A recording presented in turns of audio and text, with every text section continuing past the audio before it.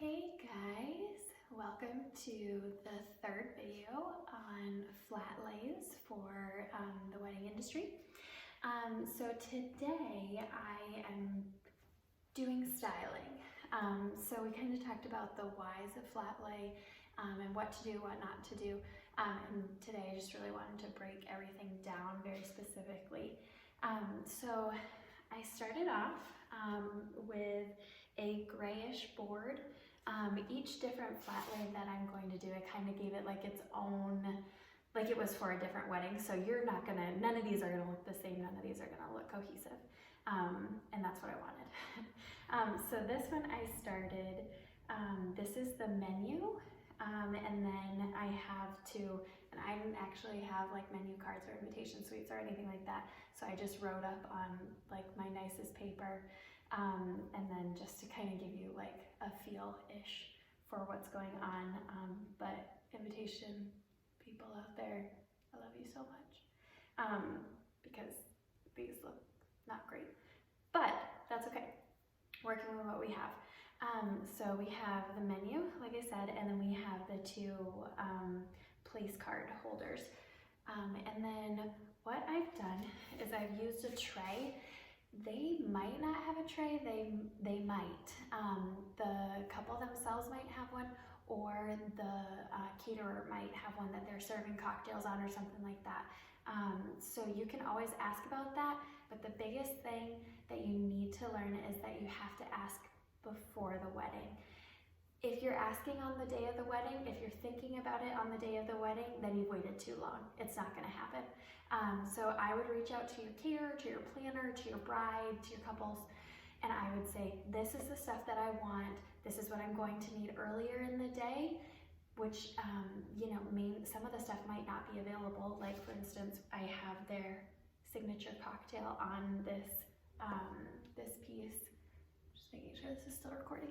And that's most likely not going to be available when you're shooting flat lays, because when you're shooting flat lays, it's going to be in the beginning of the day when the couple is getting ready.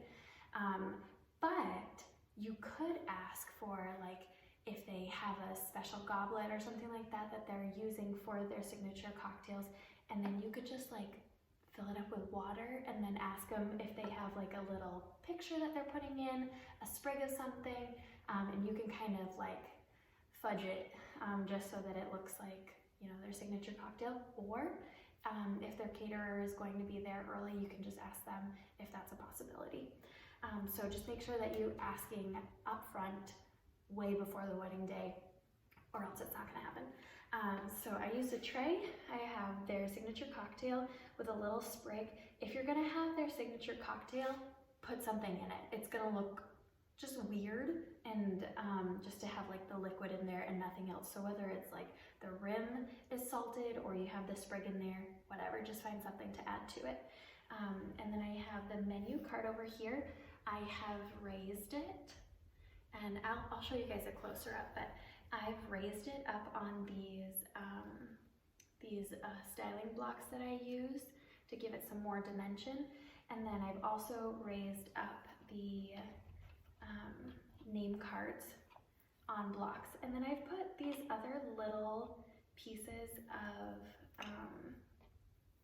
of coloring underneath them, just to give them a little bit more, not just white and white and white and white on this gray tannish thingy wood tray. So yeah, I'm gonna bring you guys in closer so that you can see a little bit better. All right, so we have our menu card here, and then we have, like I said, the name cards down here and here.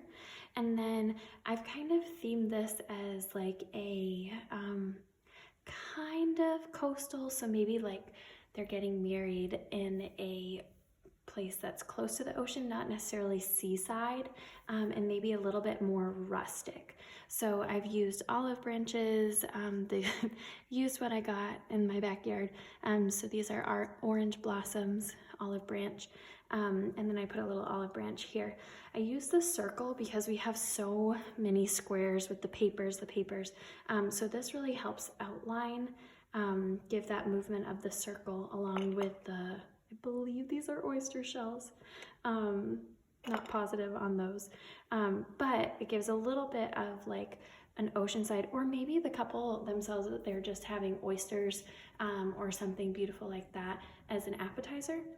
That's also a great option to pair these in to the flat lay. But again, you have to ask for those things up front. They're not going to be available as when you are there shooting the flat lays. So just make sure you ask up front.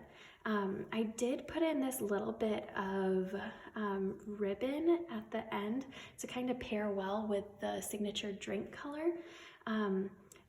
If this were an ideal situation, we would have a real invitation suite, a real menu, and there'd be a lot more color and design and stuff like that. So there probably wouldn't just be like white and black.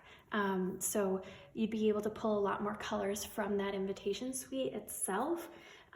But right now I just felt like, oh, it would just look too flat. So I added in this for color. I don't use ribbon a ton, just because it is really hard. But like I mentioned in one of the other videos, you have to just keep dropping it until it looks like how you want it to look. If you like circle it and, you know, manipulate it to look how you want it to look, then it's gonna look manipulated. And so, yeah, this is the menu piece, and we'll move on to the next one. All right, this one would be considered the full invitation suite. So here we have your invitation that says like, so-and-so and so-and-so are getting married, you're invited. Here I have like a weekend activities, so like it might be like where to stay, or this is what's happening over the weekend or something like that. And then here we have the RSVP. And then I'm pretending that this guy is like a vow book.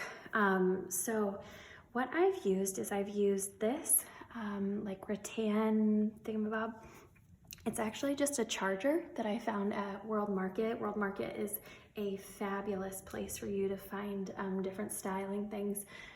Because it's not everything looks the same. It's not like you're gonna walk into Target and be like, oh, that's the plate that my photographer used to style my invitation on. They have a lot of interesting stuff, so I think that's a really great place.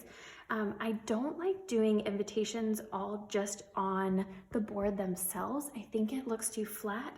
Even if you're using, I don't think I have any on this one, even if you're using the styling cubes, it still just doesn't, so if you're using these guys, it still just doesn't give it enough dimension when you're pretty much only working with, or you're working with a lot of paper.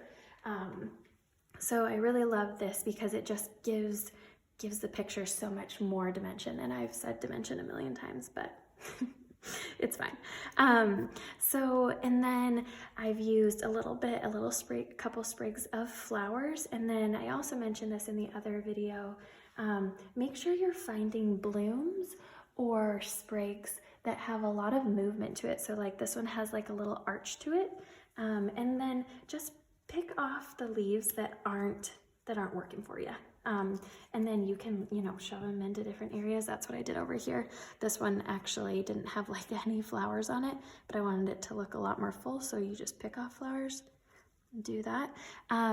These are our roses that I had, which you can't see them both completely, but these are roses that I had in my garden.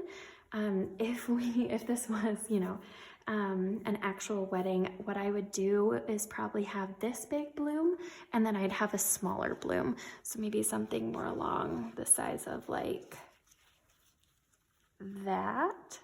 And then I might even put another bloom right there. I like to work with threes when I'm doing flowers.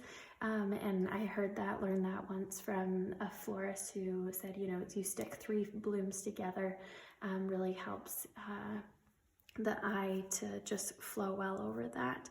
I've also used a ring box. I think a lot of times when we use a ring box, we have it open and something like that, which is totally fine.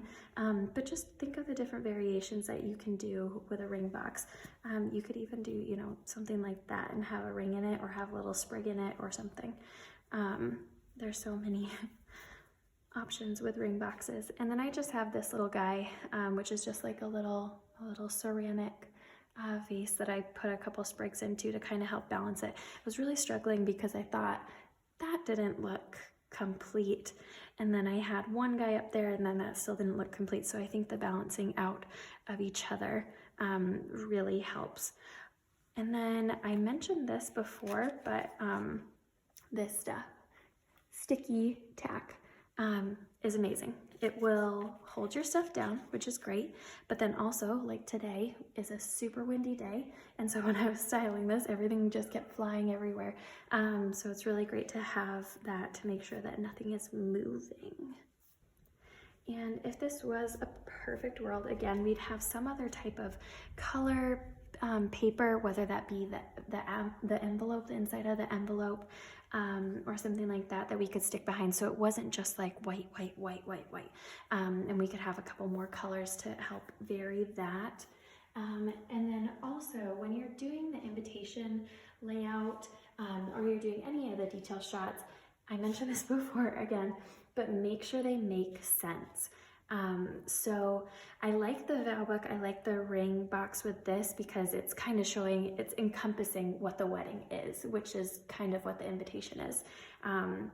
It's giving the wedding as a whole, whereas the one that we showed beforehand of the flat lay of the menu card and stuff like that, if I had put the ring box in with the flat lay of the menu, that just wouldn't have made any sense. When you're thinking menu, when you're thinking place cards, you're thinking where people are sitting, what people are eating.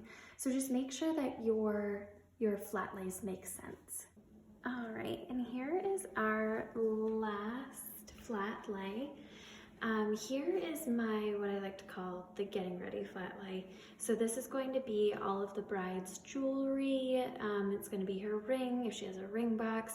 Here we have like a headpiece that she'd be wearing. I have her perfume, her earrings. Maybe she's wearing like some cute shades for some pictures or something like that.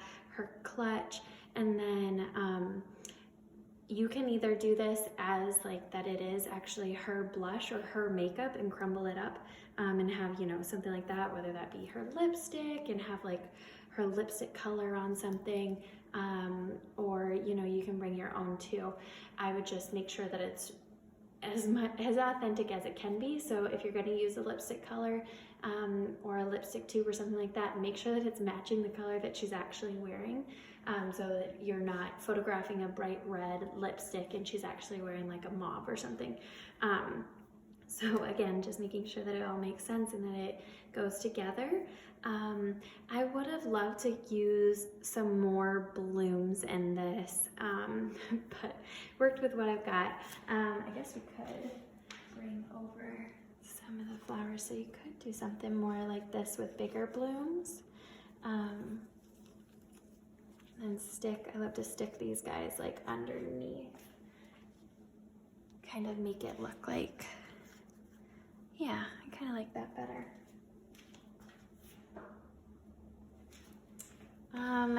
And as with anything, you'll probably do like 3 different iterations of your flat lay before you actually come to find one that you really love.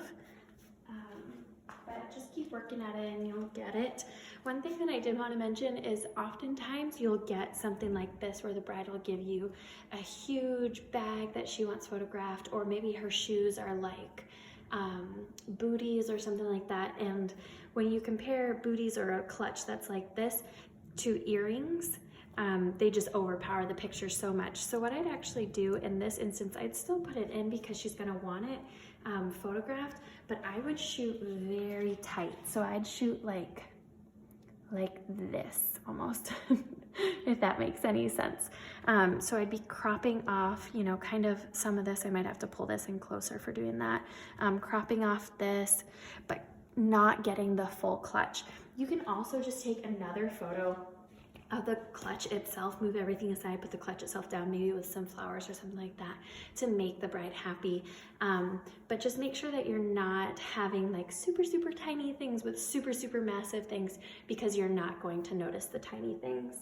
And then, so some different things also that you can add in. I just use this as like, you know, the bride and groom often exchange gifts or notes or something like that, and they usually do that during the getting ready portion of the day, so you could add that in. Like I said before, I use styling blocks all the time, and I have one actually underneath this guy propping him up. Styling blocks not only are good for propping up and stuff like that, but they actually look really beautiful, and they help earrings, which I feel like would just look a little bit flat and would just make this portion of the photo look a little bit small. They just give it a little bit more weight to the image. Thanks for watching. I hope that these were helpful videos for you on how to make better flat lays, and I hope that you will use these and implement them into your wedding workflow, and that you will create beautiful images for your couples. See ya.